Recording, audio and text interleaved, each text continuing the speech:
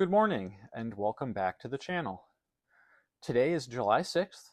It is the 14th Sunday in Ordinary Time, and I want to walk you through today's Mass readings with some historical and theological context that might help deepen your understanding of what we're hearing proclaimed at Mass today. Our first reading comes from Isaiah chapter 66, specifically verses 10 through 14. Now, this is what biblical scholars call Third Isaiah or Trito-Isaiah. It is the final section of the book of Isaiah, written sometime after the Babylonian exile, when the Jewish people were returning to rebuild Jerusalem around the 6th century BCE.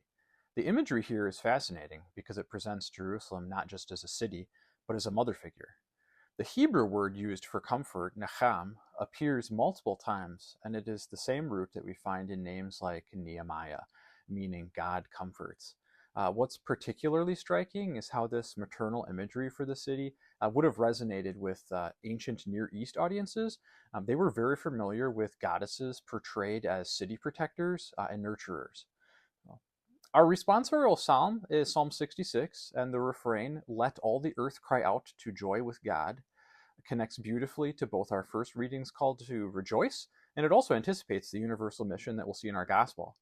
Psalm 66 is what scholars classify as a hymn of praise, and it specifically mentions God's power over the sea and rivers, which would have been particularly meaningful to ancient people who saw bodies of water as symbols of chaos that only divine power could control.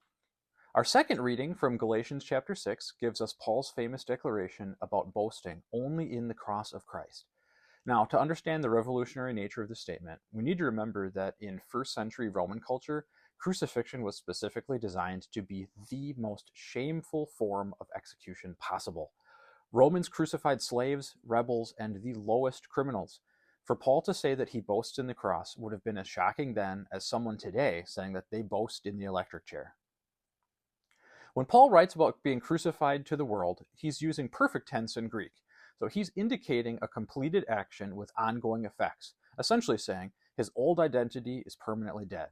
The phrase new creation here, kainakitsis, in Greek doesn't just mean reformed or improved, but something entirely unprecedented in existence.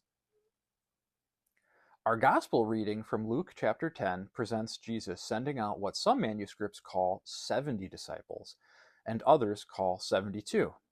This numerical difference actually tells us something very important about early Christian communities and their understanding of this mission.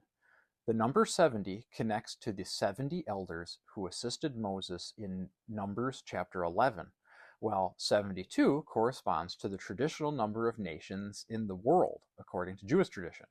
This was based on the Table of Nations in Genesis chapter 10. Either way, Luke is making a theological point about the scope and authority of this mission that extends beyond the 12 apostles. So notice that Jesus tells these disciples to travel without money, bags, or sandals, and to eat what's offered to them. This wasn't just about trusting in providence, it was a very deliberate contrast to the traveling philosophers and religious teachers of the time. They were often charging fees and living very comfortably or even exorbitant lifestyles. The phrase, "the kingdom of God has come near," also uses Greek perfect tense, it's ingaken, suggesting something that has already arrived and it remains ever present. It is not something that has yet to arrive or is still coming. So when the 72 return, rejoicing that demons submitted to them, Jesus responds with the striking image of Satan falling like lightning. The Greek word theoro that Luke uses here means watched or observed. It suggests that Jesus had a vision of cosmic significance during the mission. So what ties all three readings together theologically is the theme of unexpected joy emerging from apparent defeat or difficulty. Isaiah promises comfort after exile, Paul finds glory in shame, and Jesus reveals earthly powerlessness actually demonstrates heavenly authority. For the early Christian communities hearing these readings, and for us today, they serve as a reminder that God's logic often inverts human expectations about power, success, and significance.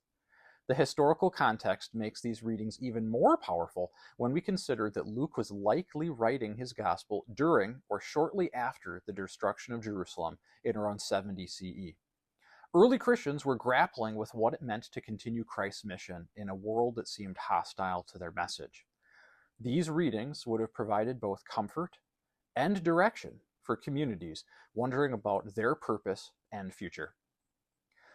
That's our reflection for today. I hope that historical and theological context helps enrich your experience of today's liturgy. Thanks for watching, and I'll see you next week right here on Wisdom and Tradition.